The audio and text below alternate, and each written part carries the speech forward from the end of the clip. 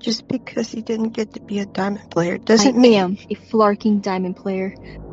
I'm just stuck in gold because Guan won't fix EOMM. In nerf supports. It's in not buff EOMM. Stay in character. Stay in character. I've never even seen you in black. Stay in character. Flark you! What did you say? Want to know the real reason you're stuck in low elo?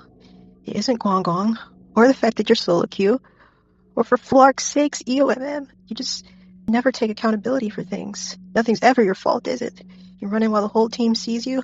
Blame your supports. You're trying to 1v6 instead of grouping up? Blame tanks.